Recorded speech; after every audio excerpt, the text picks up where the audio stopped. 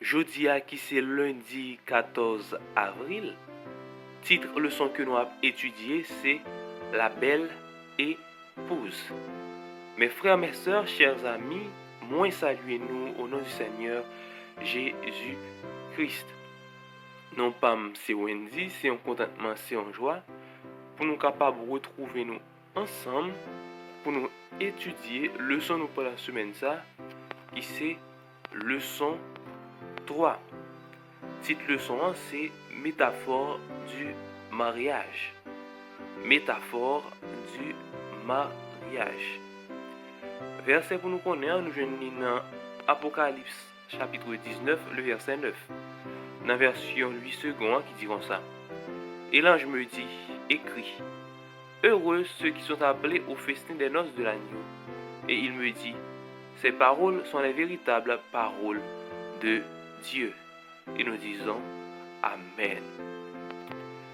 Vous-même qui avez suivi moi sur YouTube, sur Facebook ou sur TikTok, moi invite au qu'on y a même abonner à la chaîne là, like vidéo et partager. Comme ça, plus de monde a joindre. Et ensuite, courbez tête ou fermez les yeux pour nous capables de prier ensemble. Dieu d'amour, Père éternel, dans la minute ça, nous disons merci. Merci pour tout ça que vous faites pour nous, bon Père. Pour la façon que vous prenez soin de nous. Pour les gens fidèles envers nous. Nous avons demandé au bon Père, c'est pour capable de mettre dans nous même l'amour ça. C'est pour capable de permettre à ce que chaque jour nous capables de comprendre davantage et pour nous manifester l'amour ça non seulement pour et envers le monde qui est à côté nous. Mais parce que nous sommes capables, bon Père, refléter aux gens que vous voulez là et que nous sommes capables de sauver. Dans le nom de Jésus, nous prions. Amen. Encore une autre fois, titre leçon que nous avons étudié aujourd'hui, c'est La belle épouse. Dès que nous entendons parler de épouse, nous voyons que il y a un mariage. Eh bien, leçon aujourd'hui est basée sur Ézéchiel chapitre 16.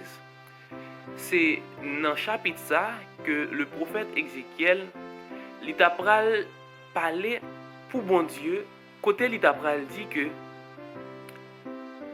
attention que bon Dieu lui accordé avec la nation d'Israël, le peuple élu, le peuple choisi, c'est un bagaille qui est capable de représenter sous forme ça.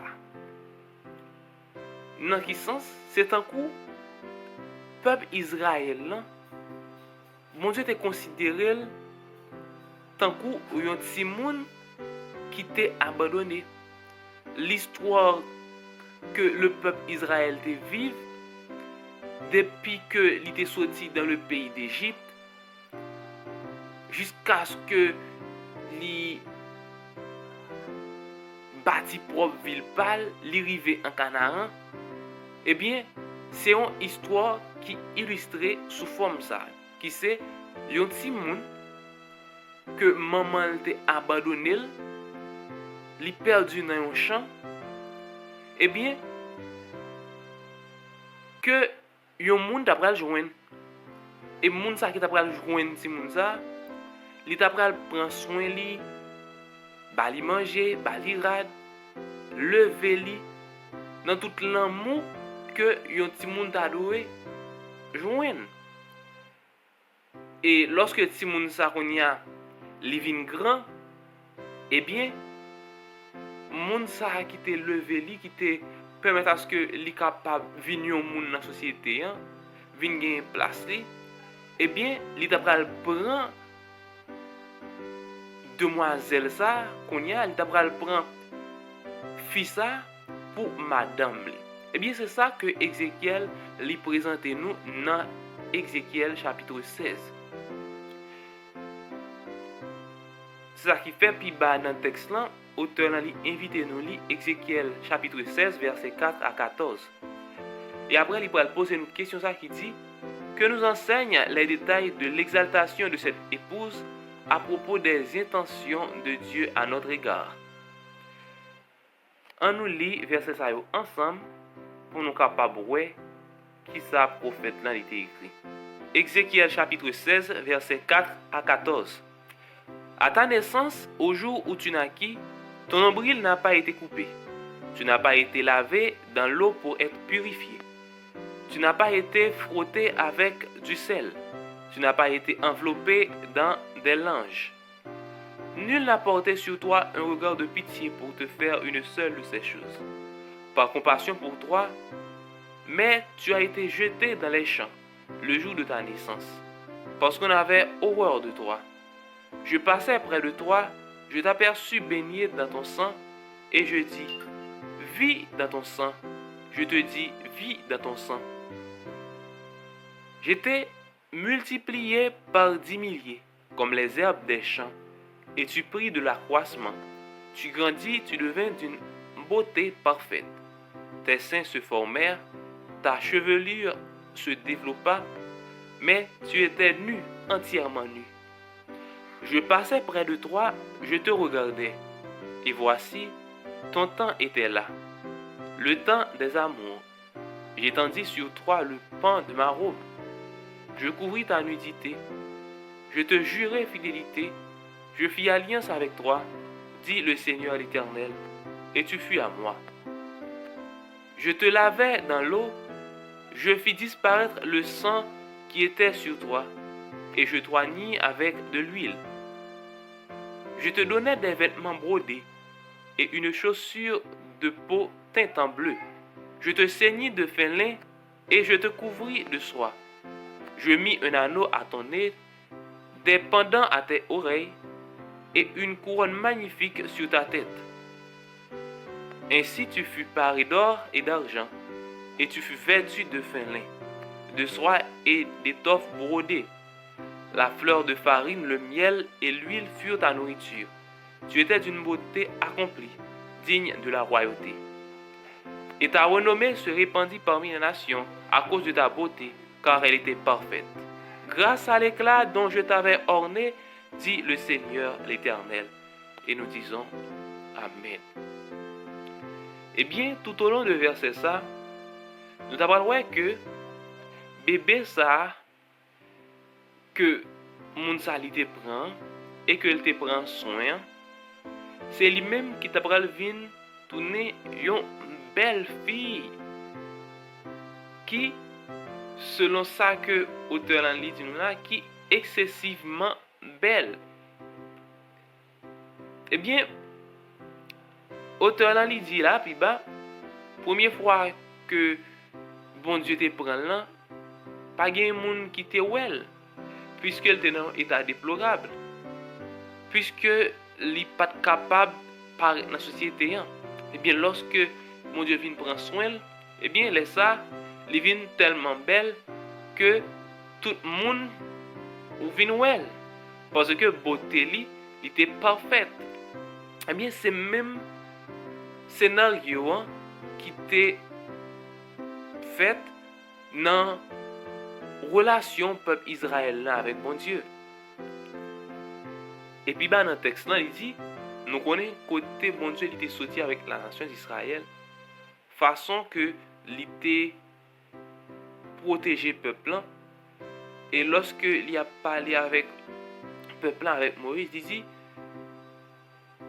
peuple moyen, est-ce que nous ouais comment moi te retirer nous en bas mes Égyptiens, comment te porter nous sur des ailes d'aigle. Comment moi te prend soin nous. Il toujours parle des exhortations par l'intermédiaire de Moïse pour être capable de connaître mais qui ça que livrer, il y a des lois, il y a des principes, mais qui ça que livrer, mais qui ça pas livrer. Et malgré tout, nation ça, peuple ça finit par prostituer, finit par adorer l'autre Dieu. Yo fait tout ça que bon Dieu pas de voulait. C'est ça qui dure dans l'histoire là.